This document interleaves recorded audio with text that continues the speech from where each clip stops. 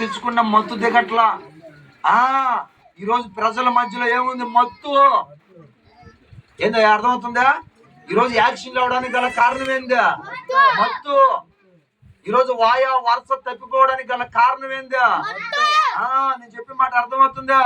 వీడు అంటాడు, నేను మా ఇల్లు అనుకొని పోయాను సార్ అంటాడు. వీడు ఎందుకు పోయాడు? వీడు మత్తులో ఉండిపోయాడు.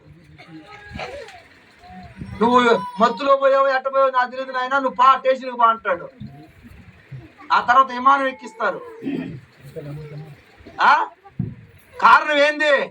మత్తు. అందుకని చెప్తున్నా, వరుస తప్పిపోవడానికి గల కారణం మత్తు, యాక్సిడెంట్లు జరగడానికి గల కారణం మత్తు, లేనిపోని సమస్యలు రావడానికి ఒక మనుషుడి కారణం మత్తు. ఈ మత్తు ఎక్కడుందంటే బబులోనులో ఉంది. బబులోనులో నిండి ఉంది. బబులోనులో కమ్మి ఉంది. బబులోనంతా మత్తే. బబులోనంతా మత్తుతో నిండబడిపోయి ఉంది. అందుచేత దేవుడు అన్నాడు, మీరు బబులోనులో ఉండద్దు, బబులోనంతా మత్తుతో ఉంది, మీరు బబులోనులో నుండి బయలుదేరండి. స్తోత్రం కలుగును గాక. చేతులు పైకి చెప్పండి గట్టిగా.